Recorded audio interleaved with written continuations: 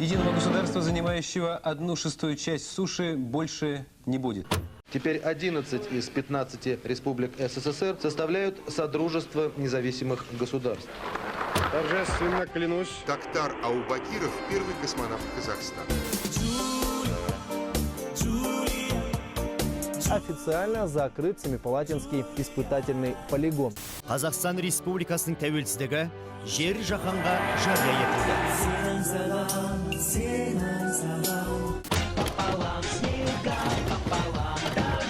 10 декабря 1997-го столицей стала Акмола. The 27th Olympiad of the modern era.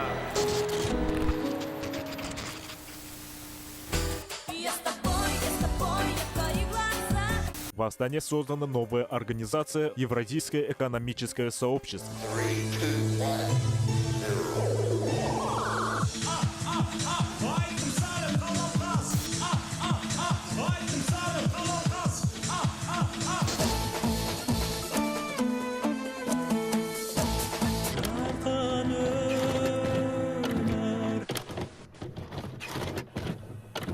Religious and political leaders gathered in Kazakhstan capital Astana.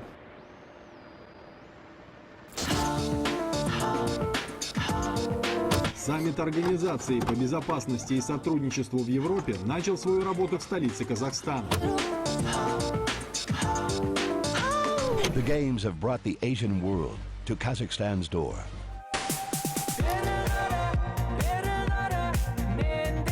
Здравствуйте и салам алейкум землянам и всем казахстанцам. В Караганды сорвался концерт отечественной группы 91. Құрылғалы басынан дауарылмаған 91 тобына шымкенттіктер концерт өткізуге қарсы шықты. Өткенде ғана Ақтөбенің жастары бұл топтың концерт өткізуіне қатты қарсылық танытты, өре түрегелді. Концерт группы 91 в Кызылорде не состоялся. Көкшетауға 91 тобы келе жатыр деген ести сала жергілікті азаматтар дүр сілкінді.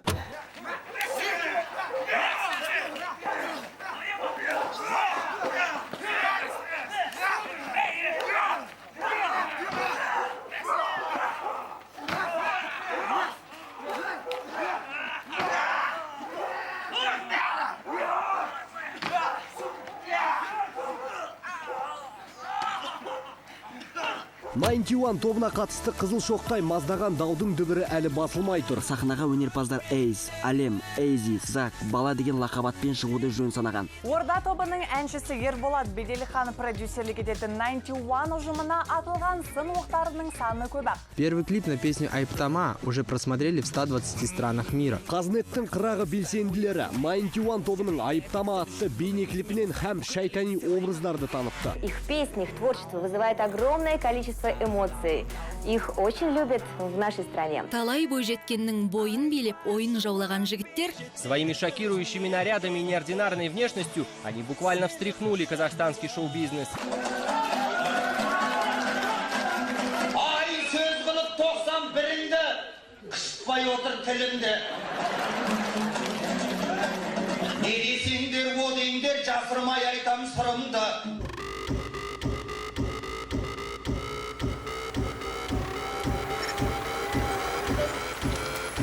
Казахстан, салам!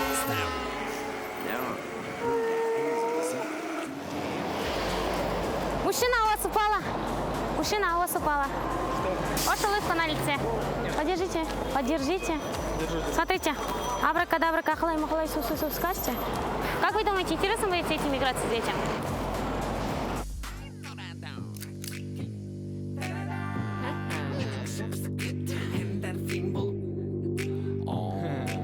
Кидайте, она вот так попрыгает, видите?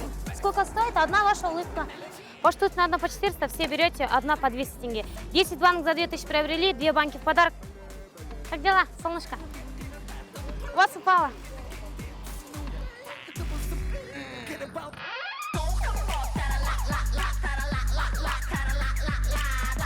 Тянется, рвется на одежду, на руку, никуда не ляпнет. Откройте ладонь. Смотрите, дельфины. У меня подходов много. Это улыбка упала, там джина даже. Тупят иногда люди. Но я не гипноз или что-то еще. Просто делаю свою работу.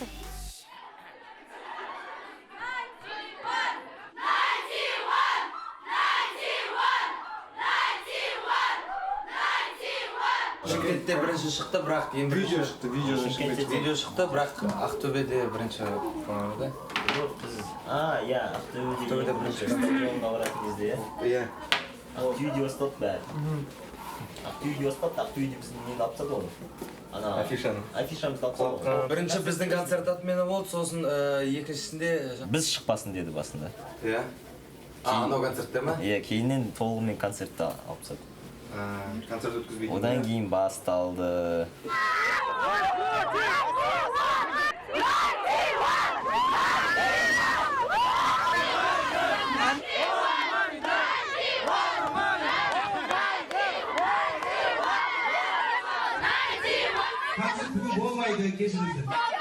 Он 17 қазан күні кешкі сағат 8-дердің шамасында афишасын берді маған. Жаңағы қыршатын балаларды осы 91 туралы WhatsApp-тағы балаларға өзі таныстарыма соларына жай-жайлап шыға бастады. 10-ға дейінгі 2 сағаттың аралығында 91-ға қарсы Қарағанды облысының әкімдігіне жазған, мәдениет басқармасына жазған балаларды уже тауып алдым. Іштей қуанып қалдым.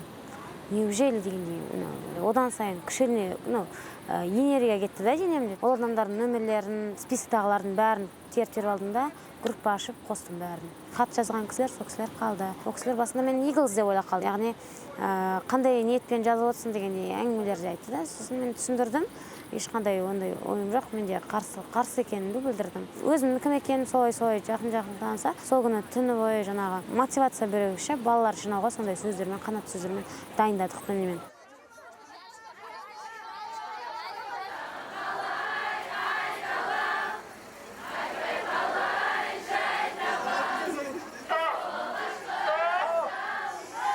Келдік, Қарағандыға келдік, концерт болады деп, сыртқа келдік жаңалған жерімізге.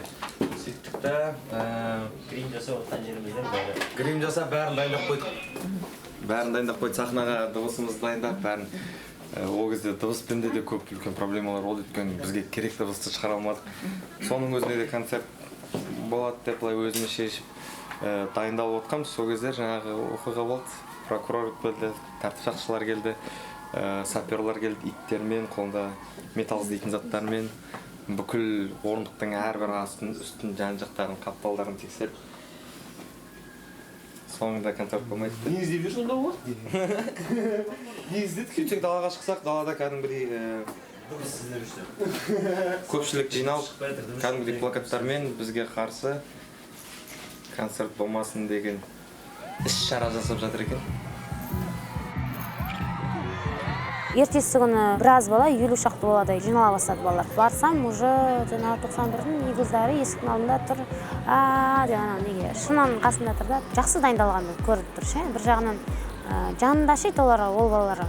Бір қарасымен, бір арасында үлкен тәтелеріміз Eagles'дар. Ортамызда бір 2-3 метрдей болды. Мына жақта Eagles'дар тұр, мына жерде цирк, мына жерде представьте, біз тұрмыз. Жаңа 50 шақты бала ойында ұлғы здоровый ер балалар болды өзі. Қыздардан бір ары кетсе 6 қыз болған шығар. Сосын жаңағы Eagles'дар келе берді дедім ғой. Бір мәдениеттілері де болды арасында. Әпке, кешіріңіз, бізде бірақ тыңдағымыз келеді. Бізде өзіміз не тыңдағымыз келеді, соны тыңдайықшы. Сіздер не беріңізші деген, мүмкіндік беріңізші деп сұрағандар болды. Көбісі бір 80%-ін айтуға болады. Ауыздарынан ақ еттіріп көбейт шықты шынымен. Жүрекке тиетін сөздерде айтты. Төреғали Төрәлінің өлеңі бар, жаным қазақ деген. Жанында қазақ, арында қазақ, бар әлем танысын деген қайырмасымен бататып бітетін жері бар. Сол жерін бәріміз айттық, видеоға түсіргенде алдық. Плакат шықты. Қызыл әріптермен 91-ның концертті атымен екені жазылды. Конечно. 10-15 адамға қарап концерт болмады. 700-800 адам концертке келіп тұрған адамға қарамай. 15 адам болмасын дегенге қарап. Негізі бақытты болдық. Уа, да. Өйткені бұндай кіммен болып жатыр? Күлкінішті болып. Өте күлкінішті болып. Әрекеттері болып жатқан жағдай. Болып жатқан жағдай өте күлкінішті болып. Басында күлдік, біз сене алмадық. Шын болып жатыр ма мынау? Сонда қалай? Кәдімгідей болып жатыр ма мынау? Не үшін болып жатыр сонда деп. Бәрі сонда ойланамыз, сонда шашпен сырға үшін ба сонда бәрі? Бәріміз таң қалып, күліп, кезең айыз. Одан кейін күліп, потом күлкінішті болмай қалды. Жоқ, баласы. Не болды? Әкең өлді ма не? Иә. А что ты плачешь тогда? Қыздар қайтамыз болды бәрі. Ну я до 91 был как бы чуть-чуть националистом. Қазақша сөйлеу керек, қазақша тіл деп. И вот когда отмена концертов начались, казахи стали этого, они не выступали. Я подумал, что там происходит, и начал читать, изучать про группу, посмотрел многие интервью, видео. Первый раз пошел на концерт, там я впервые увидел эту группу. И вот с этого момента как бы официально стал Eagles. 91-1-1-1. Good morning again. Nice to see you in such a nice venue and such a beautiful day. Welcome. We're going to talk about Generation Z and export. What's fabulous? So, Generation Z in Kazakhstan. Who are they? Why or why not? After 2008 financial crisis, all of these youngsters had become a precarious generation. Without social guarantees, without stable income, without too much career perspectives. All of these people are concerned with their job careers. They want to have stable income. But here in Kazakhstan, the other difference from the general trend is that our people are becoming much more conservative. Their leanings towards their family, towards family values. It's very important, the context, political context, ideological context. More active youngsters these years mostly hear about the Kazakh nation, about our honor, about heroes in our history. And this is shaped their mindset and ideological choice. But these people, the generation Z, is also very individual. They use smartphones, they consume a lot of information on YouTube, and so on and so forth. So they desire new kind of information. Если как бы генерализировать и очень общими мазками пытаться определить, какая она молодежь, да, то мы видим, что два основных тренда или две группы, да, крупные. Это в большей степени урбанизированная или молодежь, которая выросла в городских условиях. Это достаточно новое для Казахстана, так как до этого городская среда она была преимущественно русскоязычной. И мы видим, что вот, начиная с 2000-х годов вырастает второе поколение мигрантов. Их родители, они выходцы из села, но сами они родились в городах. Если смотреть Алмату, Астану, то вот это вот то самое поколение Z, да, которое казахскоязычное, но при этом городское. У них вкусы и культурные потребности совершенно другие. Они более открытые, они более включены в глобальное информационно-культурное пространство. Для них уже традиционность, казахскость не является большим приоритетом. Мультикультурность для них более-менее нормальная. Да? Также у нас традиционалистская часть молодежи, она достаточно сильно выражена, достаточно широко представлена, особенно в казахских областях. Можно сказать, что они воспроизводят консервативные ценности в обществе. Вот эти вот две крайние группы молодежи, границы между которыми проходят как раз по линии город-село и по линии урбанизированная в плане культуры, неурбанизированная, традиционалистская и либеральная. 91 — это та самая лакмусовая бумажка, которая позволяет определить, к какой категории принадлежит тот или иной молодой человек. Негізі өзім ашық адаммын, бірақ Талдықорғанда Алматыдағыдай мүмкіндіктер жоқ та. Көбіне Талдықорған халық арасында город пенсионеров дейді ғой. Ол жерде көбіне жастар аз, университеттер жоқ. Алматыға бірінші рет келгенде осы бірінші курста маған қатты ұнады, себебі достарымның қатары күннен күнге арта бастады. Дүниетаным көбіне ұлтшыл едім. Алматы басқа қалалармен салыстырғанда көбіне толерантты қала болып табылады ғой. Олар сенің сыртқы киіміңе, үстіңдегі мысалға жыртық шалбар болсын, шашыңды бояп алсаң да, жоғары көтеріп алсаң да, Алматыда мән бермейді. Мысалға, ал Талдықорғанда ол қолың шұқитып саған көрсетуі мүмкін. Ой, мына шашың қарашы деп. Алматыда ондай жоқ та, мысалға. Көбіне Алматы толеранттылыққа басым, яғни толеранттылықты басым қоятын қалалардың бірі болғандықтан шетел сияқты болып көрінді бізге. Бастапқыда сол үшін мен одан да қаттырақ ашыла бастадым деп айтуға болады. Алматы қаласы мені тұлға ретінде қалыптасуыма да көп әсерін тигізді деп отырмын. Мен жолатпаймын қазаққа жан-жақтан келген шыныңды. Адам айтса сенгісіз, қатын еркегі белгісіз. Қыздарға ұқсас, Оларды қалай біз жігіттер деп айта аламыз? Біздің қарсы болып тұрған себебіміз олардың шашын бояп, құлағына сырға таққаны. Шаштарын бояп алып, сырға тағып. Шаш бояп, сырға таққан. Ешқандай ата-ана өзінің ұлын жаңағыдай сырға тауып, бетін басын бояп, жартылай әйел болып жүргенін көргісі келмейді. 18-ден асқан соң құлақ тескен ұлымды. Қазірет өзің білерсің, жігіт болсаң білімді. Ер азамат деген отанын қорғай алатын, отбасын сақтай алатын. Сонымен қатар андай живой болады ғой, тірі, еті тірі адамдар болады ғой. Сондай ол және де боянбай, кәдімгідей денесін көтеріп жүретін, былай салбырау емес ана. Клипнен көрді, өстіп қуып жүреді ғой бір несінде. Қимылдар жасайды ғой сондай бір. Ол енді бір есі дұрыс емес адамдардың қылықтарына келеді екен кезде. Бізден кейінгі келе жатқан жастар сол группаға еліктеп, жаңағы солардың шаш үлгісін жаңағы әртүрлі түске бояп, киімдері мысалы өте бізге сәйкес келмейтін дүние деп ойлаймын. Еркек әйелге ұқсаса, әйел еркекке ұқсаса, оған Алланың лағнеті болсын дейді. Оны мен айтқан жоқпын, пайғамбар саллаллаху алейхи ва саллям. Енді 91 деген атқа олар мүлдем лайық емес. Ол топтағы жігіттер қазақ жігіті деген атқа мүлдем лайық емес. Өзім әкем армияда болған, әскерде болған. Мен қазір мақтанышпен көрсете аламын, мынау менің әкем деп. Күшті енді, нағыз ер азамат деп көресің. Ал сол 91 сияқты жаңағы Блэкти алдын, солардың балалары ертең өскен кезде, міне менің әкем деп сендер қазіргі түрлерін көрсетемін дейді да. Шынымен де қазіргі түрлерін қалай көрсетеді, кішкене адамда ұят болу керек қой. Болады ғой адамдар бәріне бірдей ұнай беру мүмкін емес ол, 100%. Және біреуге ұнау үшін де өмір сүрмеу керек. О вкусах не спорят дейді. Маған әндерінде емес, маған олардың стильдері ұнамайды. Еркек емес деп те айта алмайсың, еркек деп те айта алмайсың шындығына келген кезде. Сонысы қатты жүрегіме тиеді да, қазақтың жігіттері осындай болу үшін еді деген.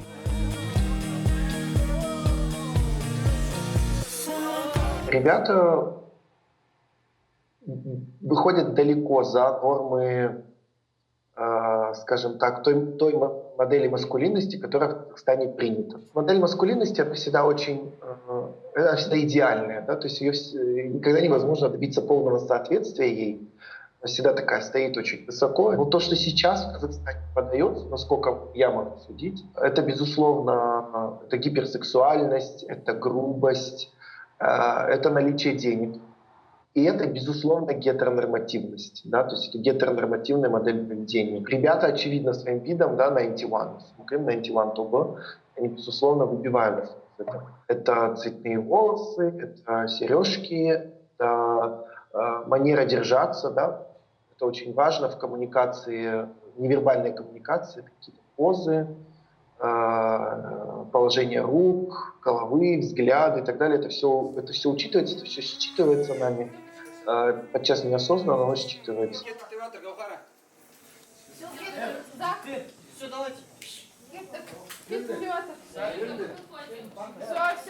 Сейчас пойдем. 8. Да. Уақыт келді, болды, короче, істейтін зат істеп тастайық та кетейік сосын. 1, 2, 3. Если это казах с исконно казахским воспитанием, то это подшатывает его нормы и ценности. И это подшатывает его представление о мужчине. Мужчина должен быть героем, мужчина должен быть бесстрашным, мужчина должен ринуться в бой вообще без оглядки, да? Он должен идти напролом, он не должен бояться своего врага. И вот этот тюркский дух, я бы его назвала тюркский, да? Он свойственен всем тюркоязычным народам, и туркам, и башкирам, и якутам, и нам. Вот, поэтому, когда вот происходит что-то такое, когда мужчина как-то десакрализуется, да, когда мужчина немножко превращается в женщину, когда мужчина становится каким-то очень милым, то для исконно казахской культуры это неприемлемо. Вот, и как бы мы ни старались, да, как бы мы как-то, да, не пытались быть более открытыми, мы не можем это принять. Неліктен қыздар 91 тобын жақсы көреді? Бұл жай ғана мен ойымша қауесет, яғни бұл жайында ешкім социологиялық бір зерттеу жасаған жоқ.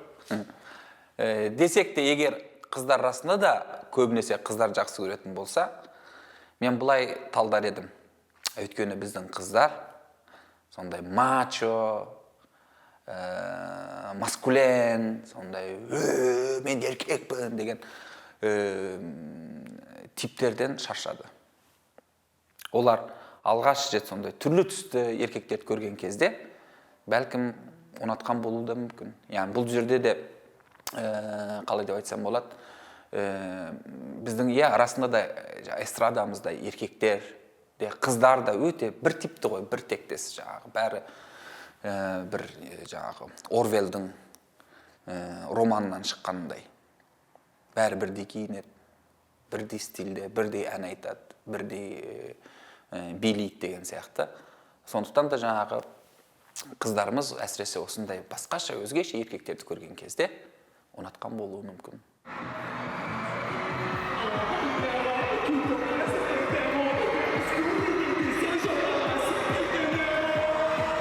На самом деле уже серьги носили до нас. Волосы красили до нас. Все было до нас. Но именно почему-то, когда к нам пришло, это как-то бум, взорвался. Да, мы знали, что будет проблема. Я готовил ребят.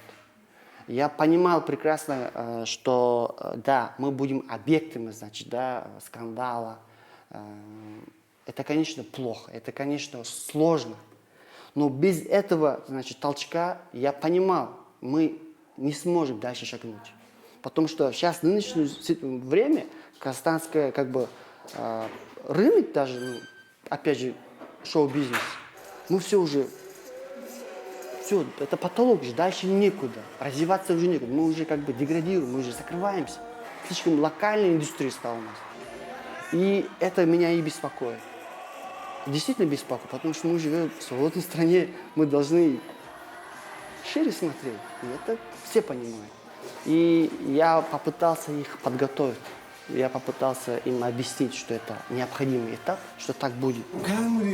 түсінбей қалып та, мынау не істеп жүр, не үшін барлығы, қалай ол көңілге тиді шыны керек. Бір сұрақ болды мынандай. Зачем? Не үшін? И олар өздері, өткені олар өздері білмеген сияқты не үшін шығып жатқан, не істеп жүргендерін қарайсың да ай дейсің. Жаным ашып, сол адамдарға жаным ашып мен. Кажется, это недопонимание, скорее всего. Так было в мировой истории, это было с группой NWA, Доктор Dre, да, со Snoop Dogg'ом это было. Это было со многими людьми, которые делали на самом деле именно историю, именно породили то, что мы сейчас слушаем, на самом деле. И считаем нормальным, кстати, считаем даже классным. А раньше просто их ненавидели половина и их любили половину. Ровно все было.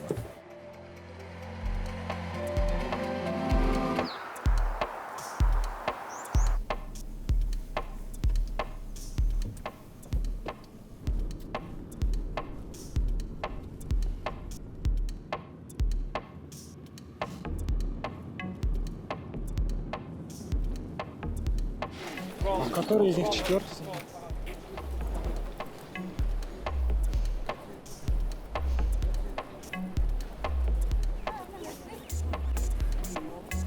Старается қалыңыз. Жақсы. Хош келдіңіз. Вот если даже читать Абая Кунанбаева, он всегда говорил на казахском слово «киртартпа». Всегда назад идет. Им бы лишь бы сидеть тихо, кушать, чтобы никто тебя не трогал, и ты никого не трогаешь. Все. Сен тимесе, мен тиме. Жаңаға үрке қарайды дейді ғой. Если какое-то новшество, они не воспринимают этого. Для них лучше остаться на старом. Если мы спросим у своих родителей, когда было лучше, в Казахстане или в СССР, они скажут СССР. Жоқ. Одеколон, мен оларға одеколон аламаймын, өйткені олардың вкустарын білмеймін. Это подарки чисто от меня. Я не могла приехать с пустыми руками. Как это так? А поедет? Я мама всея Иглс. каждая норма и ценность, она оправдана в данном обществе, она обусловлена исторически, да. Почему у нас, например, коллективизм? Потому что один в поле не воин, один не может выжить в степи, в холодной, в страшной степи. Ты как бы или в юрте, или в степи умираешь. Ты или с нами, или наш враг. Потом наше общество крайне иерархично. Да? У нас есть огромный, великий казахский уят, вот, который ничто не может преодолеть в сознании людей. 3 способами воспитывают казахов в аулах. Первый способ — это уят. То есть показывают, что стыдно, что табуировано, что делать нельзя и неприемлемо ни под каким соусом, ни в коем случае. Второй способ — это обал. Это будет что-то зря, или как бы это будет что-то неудобное тоже. Вот. И третий способ — это сауаб. Плюсик на твою карму, можно так сказать. Сауаб. Вот эти вот 3 понятия, они формируют казахское воспитание. Во всей этой истории с возрождением консерватизма, да, и с обращением к неким традиционным ценностям есть несколько аспектов. Первое, которое нужно понимать, это что история это не локальная. Это не связано с Казахстаном конкретно, или с Центральной Азией, или с постсоветским пространством. Это глобальная история, происходит большой откат по всему миру, да, в сторону неких консервативных ценностей. В частности, ярчайшим примером для этого выступает избрание президента Трампа в США.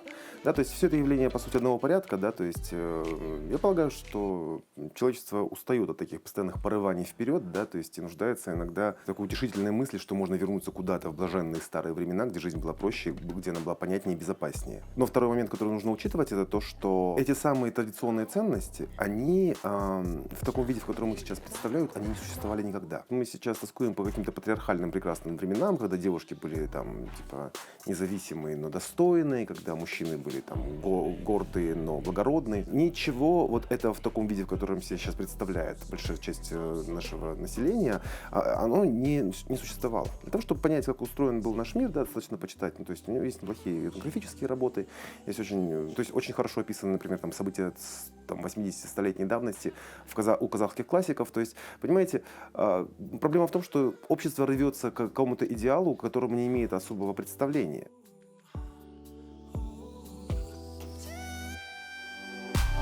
Біз қазақ көбіне шынымен өте рухты халықпыз, сақтардың, ғұндардың ұрпағымыз. Мен оны өте жоғары қоямын. Яғни Қазақстаннан сыртқа шығатын болсам, бірден Қазақстанның туын іліп алып жүрер едім. Қазақ қандай болу керек?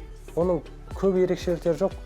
Оның тарихы бай, музыкасы да бай, өнері де бай. Алайда жаңа мен тырнақшадағы қазақтар олар көбіне қазақтарға бір не шығарып алады да, заңдылық. Егер сен мынандай болмасаң, сен қазақ емессің дейді. Яғни сен шаш боясаң, қазақ емессің дейді. Егер сен тар шалбар кисең, қазақ емессің. Егер сен әгәдә мәгәдә зигәдә, яғни жаңағы 91 тобының әнінің бір шумағы, әгәдә мәгәдә зигәдә десең, сол қазақ емессің сен дейді. Рахмет, рахмет. Это мой билет. Да, тебе надо рядом со мной сесть. Если так посмотреть, на самом деле у нас музыка очень, даже слишком, очень-очень-очень локальная была. Как бы это обидно не звучало, но это так.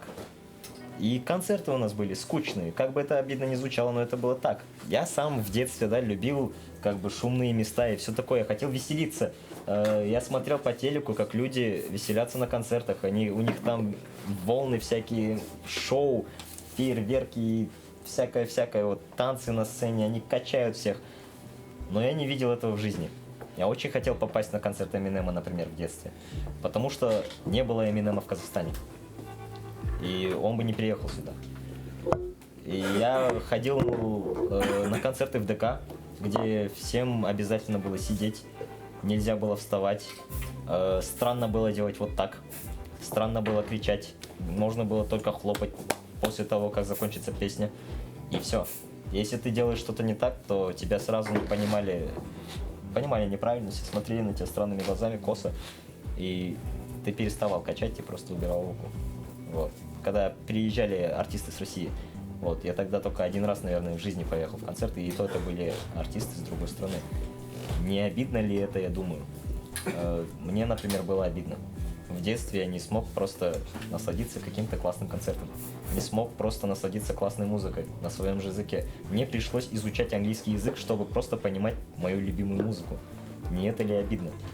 Я хочу, чтобы подростки сейчас, они не парились насчет этого. Я хочу, чтобы они слушали музыку и понимали, о чем она. Потому что она на родном языке. Не надо париться, искать переводы и все такое. Мне кажется, так интереснее.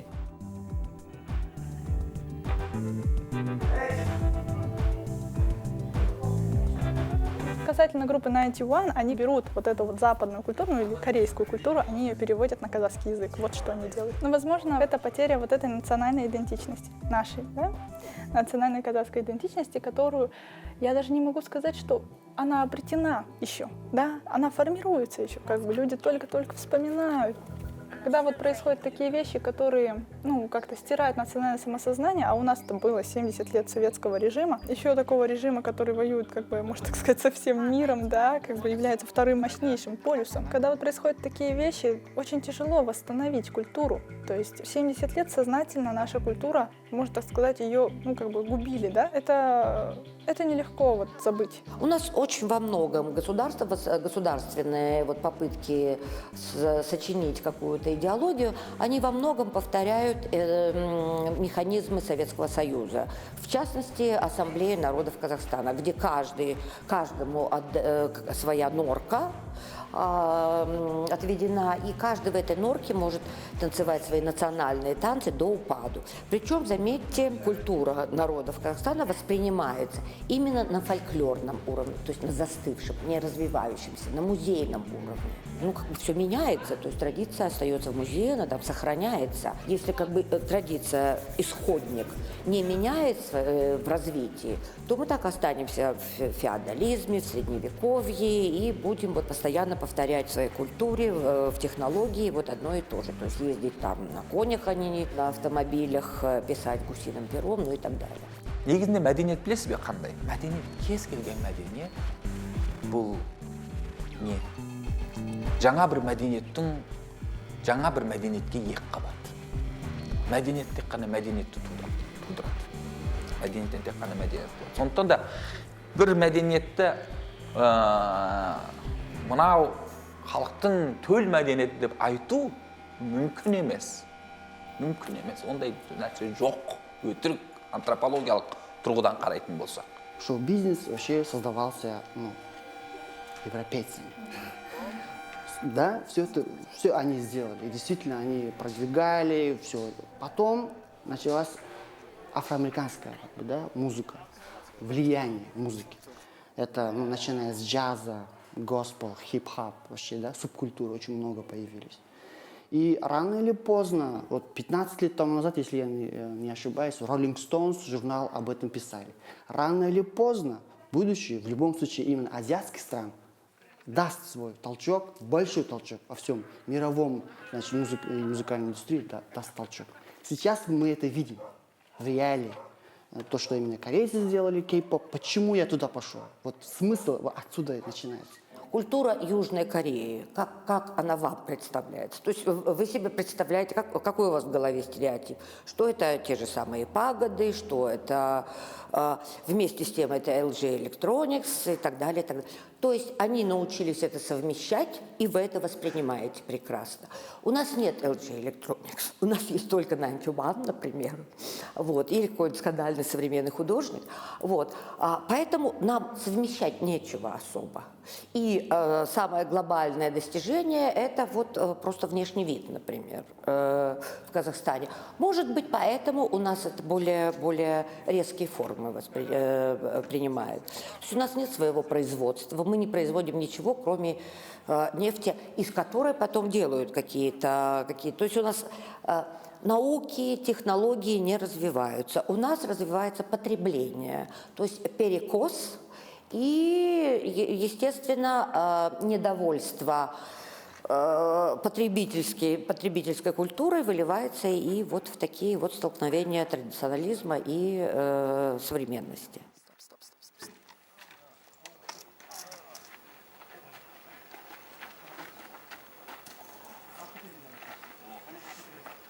Не до конца, да? Просто видишь, главное MTV, это именно без МКМ, это всегда под контролем держат американцы. Но американцы, был бір, екінші, это рынок, Лондон, Америка, Британия. Екі бір-біріне всегда так вот поклонятся. Кто круче, кто что.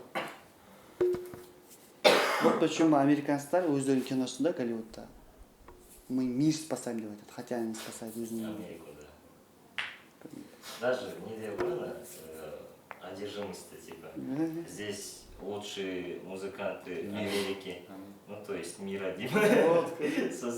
Корея, Японияның өздерінің, мысалы, шын менде музыканттар бар. Негізі бар. Қаншақты біз американцтардың өздері солардың культураларын біз түсіне аламыз. И оны жейміз кәдімгі. Сана сезім. Тренд деген не? Трендті кто диктует? Мысалы.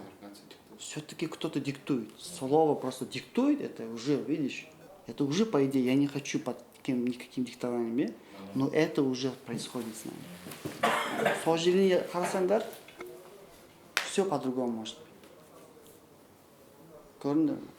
Мәселен, бізде тек қана өзіміздің, біз әлемді амақ, біз Қазақстанның өзіміздің жаңағы кішігірім K-pop деген бағытты жаңағылар көрсетіп алсақ, өзіміздің орын ұстап алсақ. Сол ғана.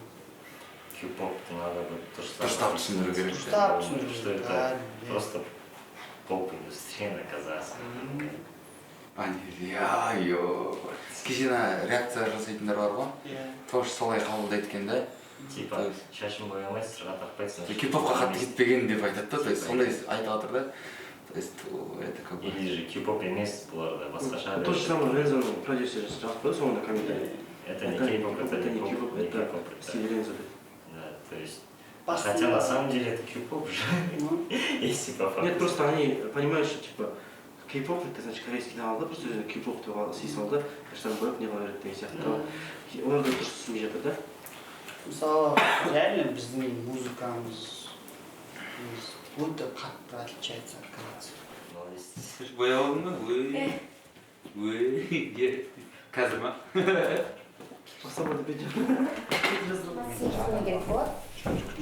Я не знаю, в чем тут дилемма, в чем тут проблема. И вообще, зачем все это происходит. То есть, почему люди просто так выходят против музыки. Они говорят, что они не имеют ничего против музыки, но имеют против образа, но раз уж они имеют против что-то нашего образа, значит, это касается и музыки тоже, потому что наша музыка подразумевает наш образ. Да, но если они так говорят, почему они сами раньше не делали вот эту музыку? А прикол в том, что... Без там образа, да, скажем, почему прикол они в том, сами что не люди делали? пытались, люди делали. Да. Они забыли, мне кажется, потому что... Ты же помнишь группу АБК? Я помню, группа прекрасно, Орда, Байтерек. Да. Байтерек, я их обожаю, эту песню.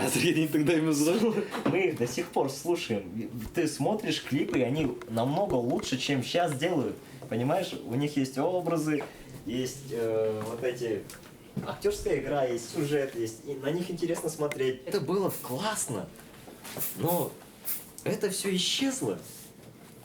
То есть мы даже не успели насладиться этим. Мы были слишком щеглами, когда все это выходило. Мы не понимали, о чем они поют, да. Почему 91? В 91 году Казахстан получил независимость. Мы независимая группа, независимое все.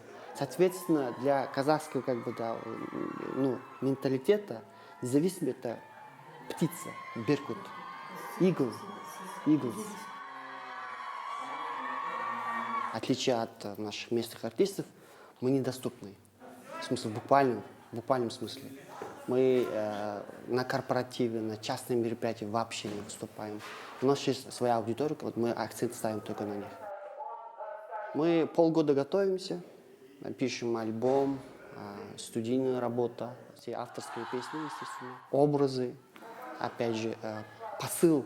У нас очень концептуально, как бы узкоспециализированно. Мы только работаем в аудитории, вот, 13+.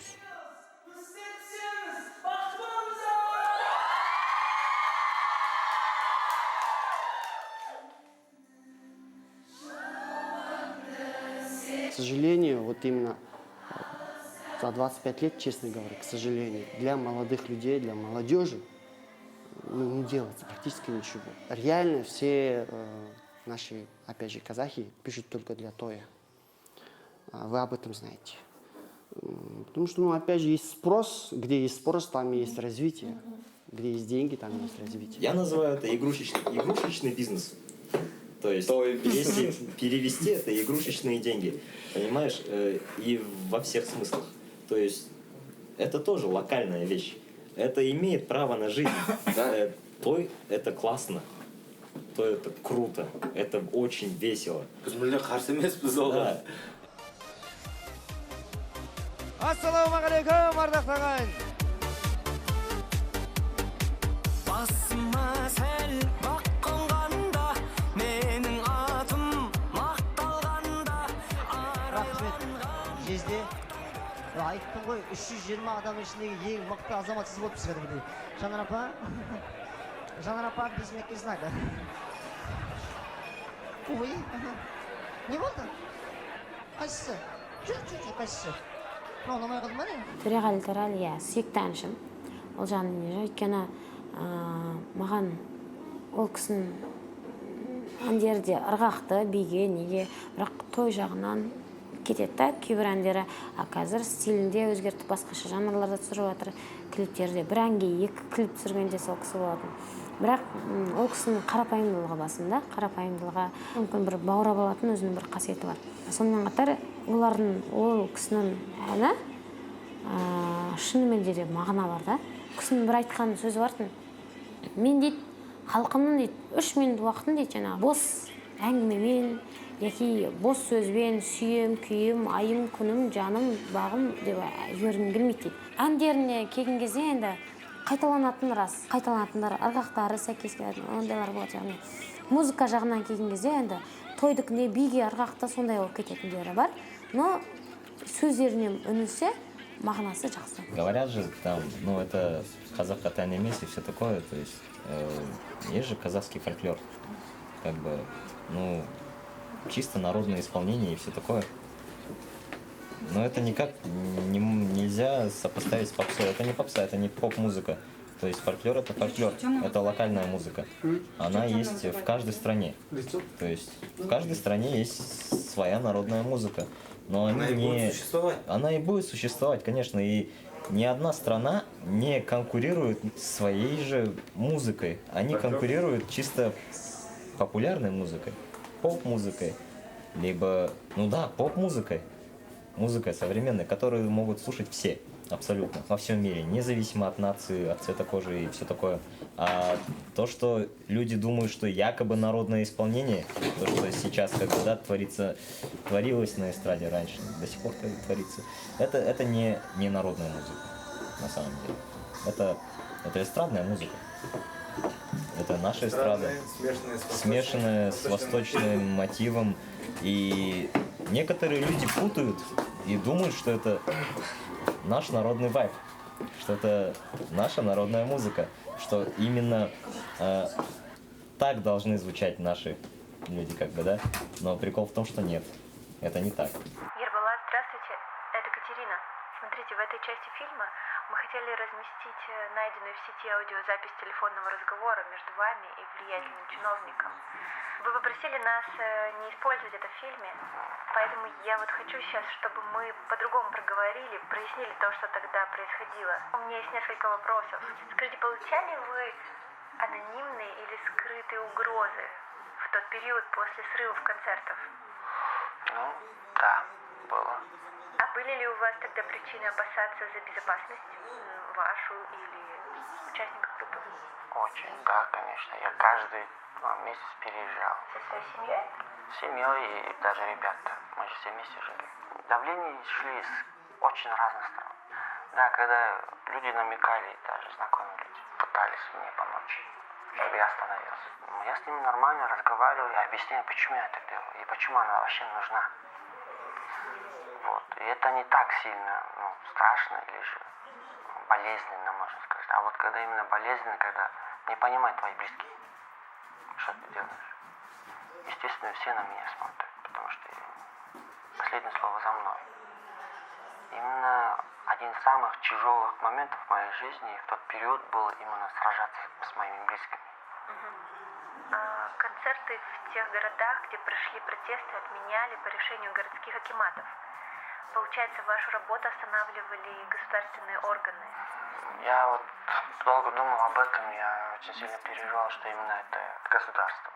Потом я убедился, что нет, это мнение личных людей было. Просто да, человек, который определенный пост имеет, это его личное мнение. И, значит, делал то, что хотел делать.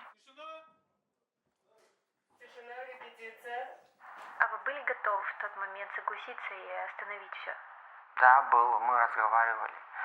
Я с ребятами разговаривал, что если это уже перейдет все черты, и нам нужно будет остановиться, и как мы будем действовать, потому что я человек постоянно планирующийся и ко всему готовящийся. Значит.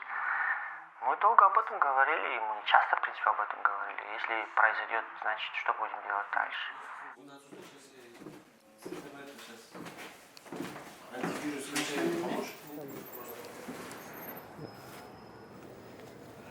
тоқсан бір тыңдауымның ең басты себебі олар тек қана қазақ тілінде өнер көрсетеді. Это уже основной фактор распространения языка среди молодежи. Потому что они слушают же песни. И вот. А так, что насильно давай ты говори на казахском, уже не действует. Знаю многих Eagles, которые до этого не говорили на казахском. Потом, после того, как начали слушать 91, заинтересовались языком. Интуитивно нам всем кажется, что казахский язык даже не бедственным. Что это можно увидеть, там, зайдя, не знаю, в книжные магазины, да, у нас нет большого количества литературы на казахском языке. На языке должен создаваться контент. Язык должен творить что-то новое. То, что старшее поколение не понимает песен 91, это говорит о том, что у казахского языка есть вообще надежда. У нас, в смысле, есть надежда на то, что казахский язык будет жить, развиваться и станет действительно языком такого повседневного общения в Казахстане. Потому что, чтобы язык был понятен на протяжении многих поколений, он должен перестать развиваться. Ну, допустим, латынь. Вот она умерла, и, собственно, можно взять книгу, написанную на латыни сейчас, можно взять книгу, написанную на латыни, это средневековье дремучее, да, и это, в принципе, будет практически один и тот же язык, который будет понятен, если вы знаете латынь, но язык мертвый. Хотим ли мы этого? Ну, нет, конечно. Для казахского языка нет, конечно, не хотим. Там мы хотим, чтобы язык был живой.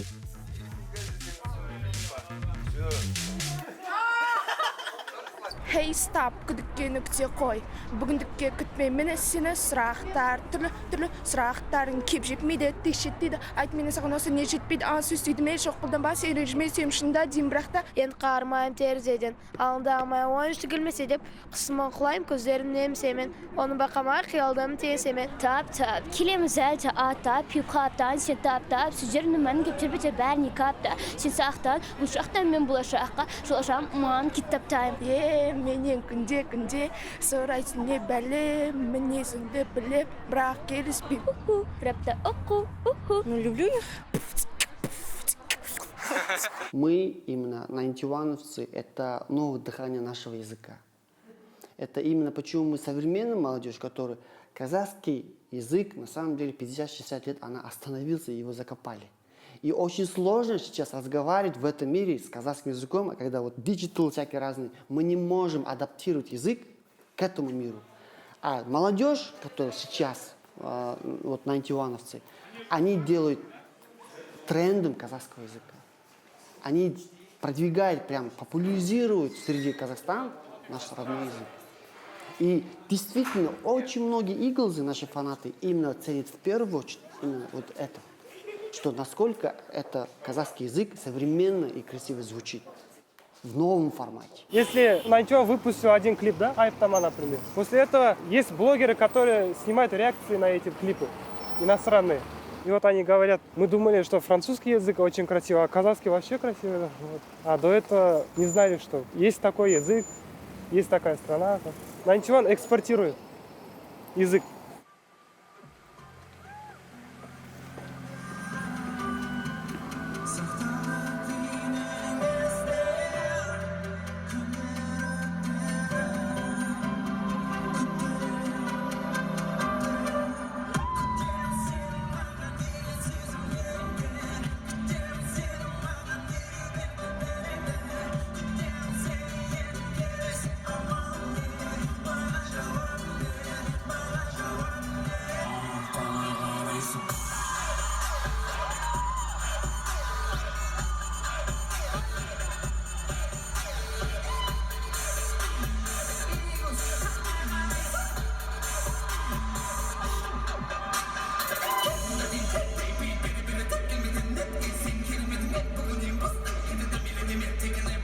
90 жылдар Қазақстандағы ауылдардың, колхоздардың бәрінің тараған, күнделікті өмір жаңағы бұзыла бастаған, экономикалық жағдай нашарлай бастаған, ауылдағы адамдардың қалаға көше бастаған кезең жаңағы. Гректер, немістер, орыстар көшкеннен соң олардың орнына қазақтар жаңағы қалаға көшіп келді.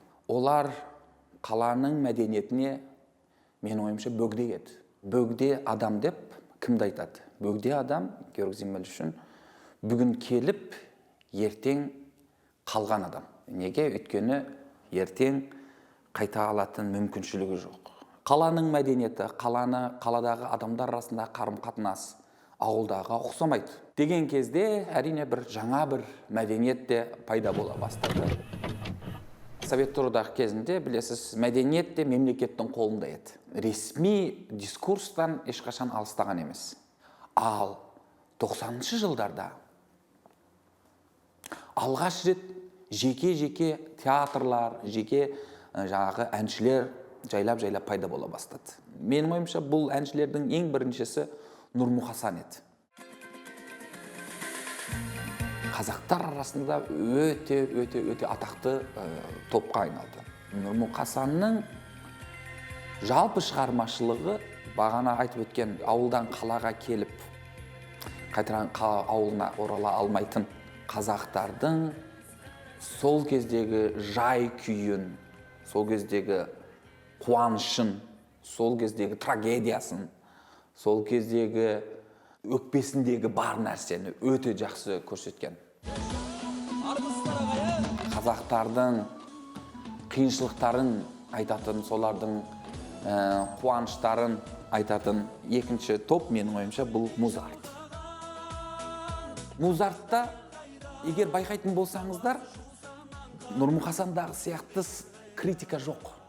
Жаңағы ойбай, аландай қылып киініңдер, былай болып жүріңдер, бала туыңдар деген сияқты әңгіме жоқ. Бұларда, Музартта көбінесе жаңағы айхай, елім, қандай керемет өмір сүріп жатырмыз, қандай керемет табиғатымыз бар, ұқты, күштіміз деген.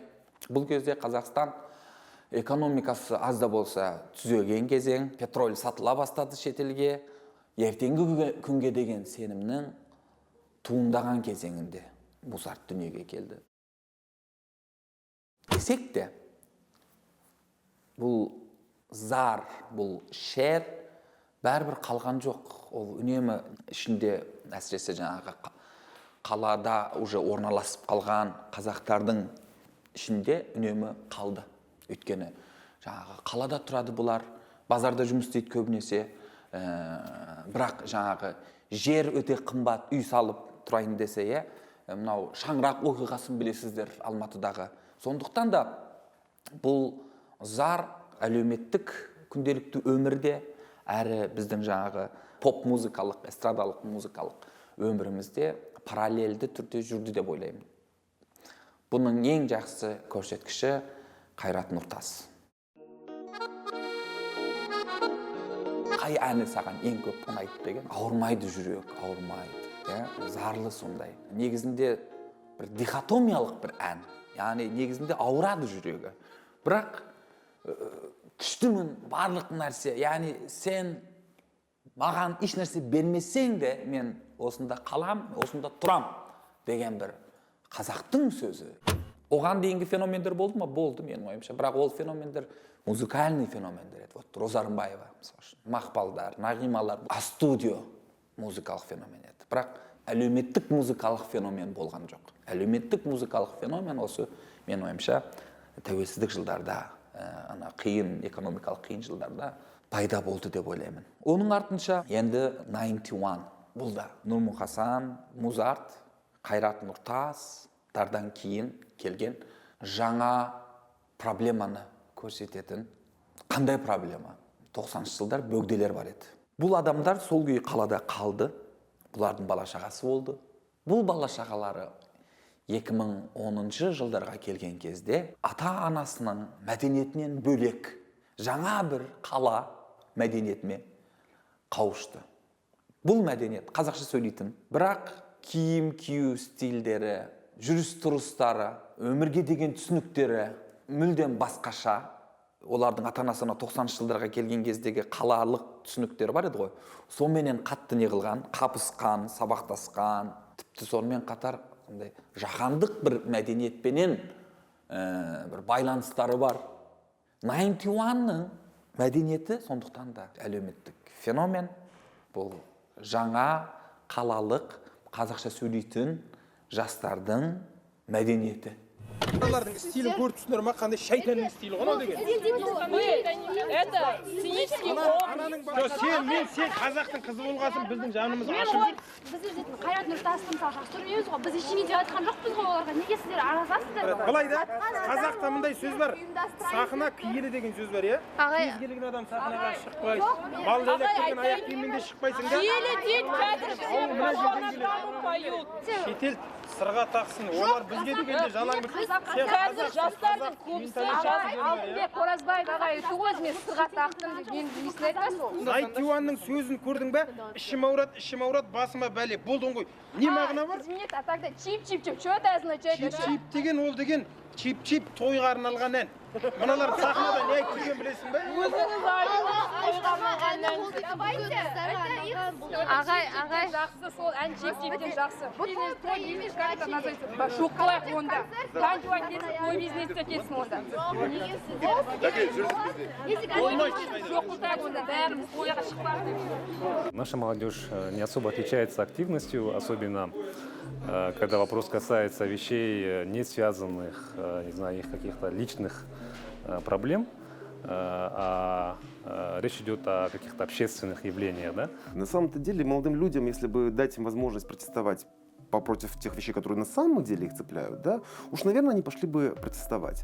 Да, но мы прекрасно помним, как закончились те же самые земельные митинги в прошлом году, да, по-моему, ребята до сих пор, которые организовывали, до сих пор, по-моему, сидят. 2011 жылы Жаңаөзенде көтеріліс болды, тәуелсіздік күнінде. Сол кезде қаншама адам қырылды, жабылатындар жазылды. Мақсұт Боқаев, Талғат Аяндар қалай сотталып кеткен, көрді Атырауда қалай неде көтеріліс. Яғни біз бейбіт түрде болғанын қаладық та. Ешкімге зардап шекпейтіндей, екі жақта бір келісім мәміле болатындай, сондай-ақ шешуге келістік енді олармен. Дело в том, что когда у нас отбирается возможность каким-то образом протестовать против тех вещей, которые нас не устраивают, а эта возможность, она очень простая, это элементарные демократические честные выборы, когда элементарная сменяемость власти. Это единственный сейчас более-менее вменяемый способ общества регулировать свое собственное устройство. А у нас не существует ничего такого, у нас псевдодемократическое государство, у нас не работает множество институтов. Естественно, народ начинает заниматься тем, что в психологии называется, дай бог памяти, перенос. Короче говоря, то есть, когда, понимаете, когда злишься на самом деле на одно, а бесишься, а выражаешь свое недовольство по поводу другого. Если они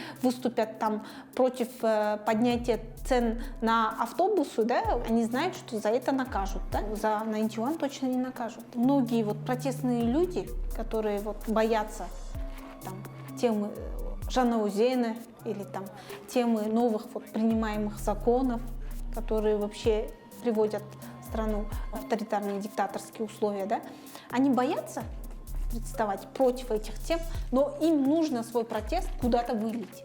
И они находят такие вот темы, что молодежь куда-то катится, а во всем виновата группа ребят, которым по 18-20 лет и которые надели сережки, да?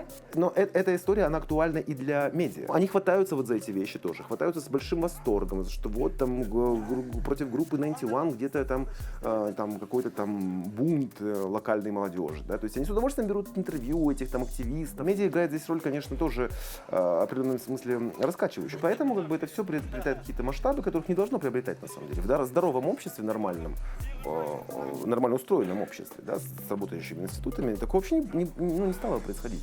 Потому что, видите, еще какая важная вещь. Вот эти все протестующие, это очень маленькие на самом деле группы. И во многих вещах это, ну, например, с точки зрения, там, например, алматинского или там астанинского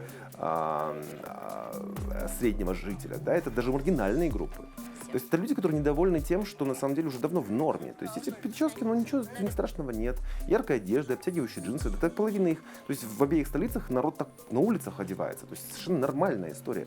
Да? То есть мало того, мы видим, что это происходит везде, от Южной Кореи до Северной Америки. Поэтому вот это все недовольство, на самом деле, не имеет каких-то потрясающих масштабов. Нельзя придавать ему слишком большое значение. Нельзя говорить, что это так настроена вся, там, например, молодежь. Нет, не вся. Мы видим, что на этих вот, там, на 10 активистов существует там 200 девочек, которые хотят попасть на этот концерт.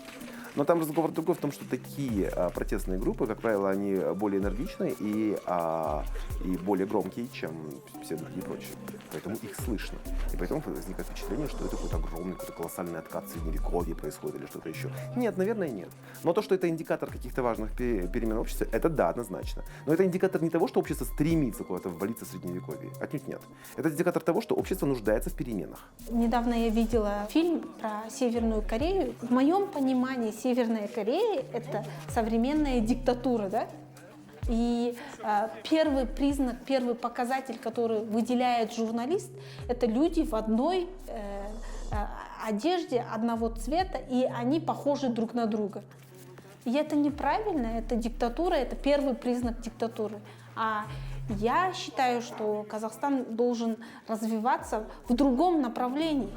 И опять же таки первым признаком должно быть, что люди должны быть разные. И каждый гражданин должен уважать выбор второго, как ему одеваться, что ему делать, и уважать того, что он не похож на него.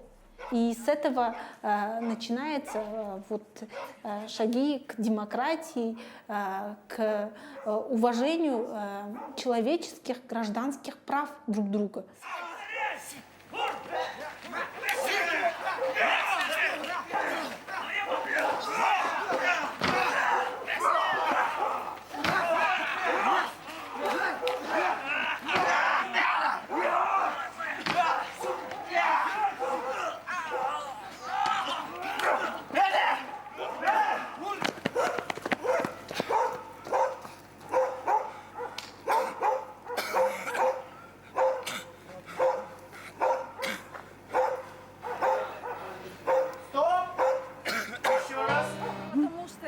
Вот он. Где? Ана аман. Келдім. Саламатсыңдар. Қалайсыңдар? Сложный период был, честно говоря. Ну, слава богу, мы как бы вышли из этой ситуации. Пик, значит, всего этого, да, я надеюсь, что он закончился. Сейчас постепенно люди начинают нас понимать. Вот что меня радует. Они начинают понимать, видеть, сравнивать. Действительно, когда вот понятно, когда вот скандал был, большой взрыв был, Big Bang, да, просто наше общество начало, а что такое, почему это ребята так красят волосы? Просто начали интересоваться. Вот что важно было, просто заинтересовать людей, что есть молодежь, не надо о них забывать. Именно индустрия развлечений для них, ради них. Мы должны давать это. И вот просто мы ничего не делали. Мы просто сделали, сидели. Закрылись, никому интервью не давали, никуда не выступали, сидели дома. Естественно, было творилось нечто страшное, и угрозы, и все, что такое было, конечно. И да, не хочется об этом говорить, но было все. А потом уже общество поговорит друг с другом. Я надеюсь, что диалог у них как бы состоялся, и пик всего этого негатива сейчас уже пошел. Мы безумно рады, и плюс это все превратилось сейчас в Q-pop. Я надеюсь, что Q-pop через десятилетия будет настоящим жанром, субкультурой, и мы действительно уже добьемся того, чего мы хотели.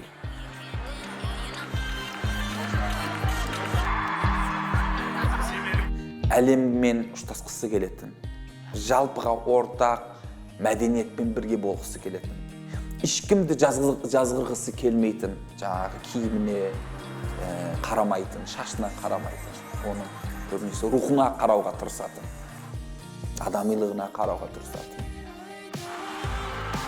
Жаңа жастардың түсінігін репрезентациялайды, қайтадан қалыптастырады.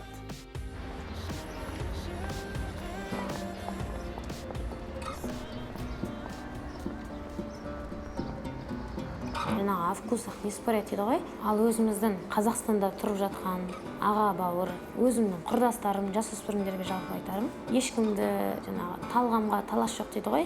Тыңдасын, кез келген нәрсені тыңдасын, ол жағынан ешбір нем жоқ. Бірақ қатты берілудің де қажеті жоқ қой.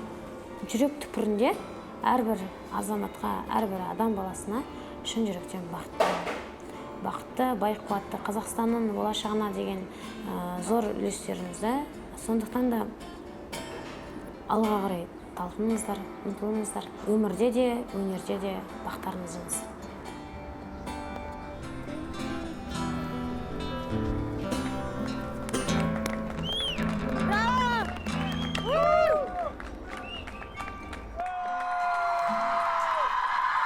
В 1991 году мы получили независимость от СССР. Это одно. И мы еще должны были получить это понятие независимость. Это получается независимость в выборе, яғни таңдаудағы тәуелсіздік, яғни ой тәуелсіздігі, ойдың еркіндігі. Алайда қазіргі таңда біз тәуелсіз мемлекет болсақ та, жаңа айту қоғамдық сана, қоғамдық тұрпайы санаға соған ғана бекіп қалғанбыз. Біз әлі де сол отар мемлекеттегі санамен жүрміз. Эстрада — это классно. Попса — это тоже круто.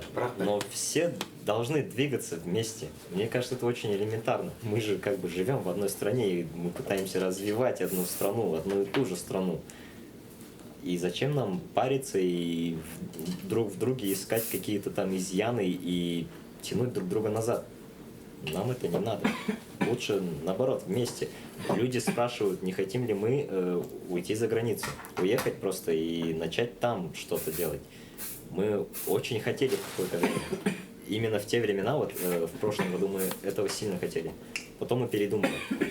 Мы передумали, потому что было много примеров. Много примеров, которые просто уехали за границу и стали там крутыми, после чего они здесь признались, да. Но прикол в том, что они ничего не сделали здесь, не успели, им не дали. Но мы хотим именно здесь сделать это. На самом деле то, что мы сейчас делаем, это мы пытаемся просто объединить всех в одну волну, чтобы все двигались на одной частоте и идентифицировали вообще, что такое казах, современный казах в 21 веке. Не человек, который живет на юрте и катается на лошадях, а современный казах. Вот это мы пытаемся, как бы, в принципе, показать миру, показать самим людям. И если и выходить за границы, в другие страны, то, как все мировые артисты, выходить на сцену для того, чтобы покорить ее, для того, чтобы познакомить с нашей культурой всех, абсолютно всех во всем мире. Не уехать просто, а покорить вместе от имени Казахстана. Все вместе. Так же интереснее, так же веселее.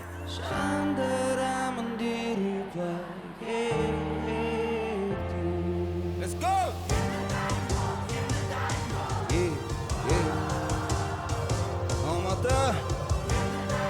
Енді дайын бол баяу мен уақыттан озам енді дайын бол тақтаурындарыңды бұзам шекарадан асам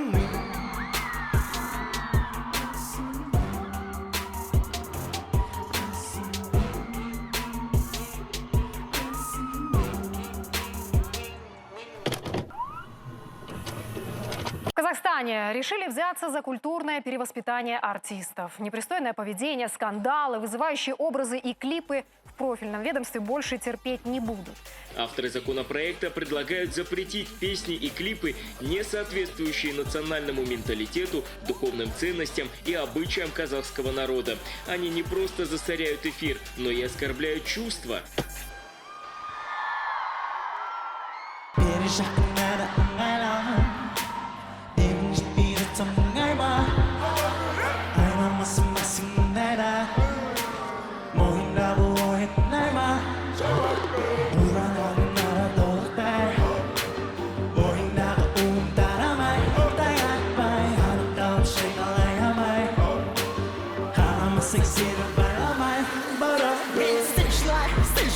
Shake my dick,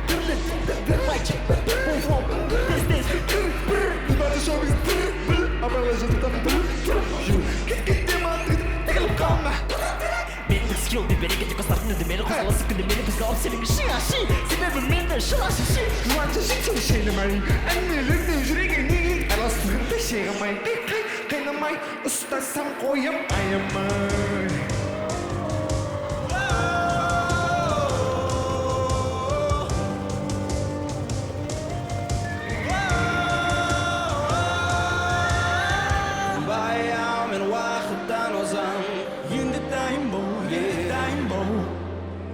Тақтауырындарыңды бұзам шигарадан асынмын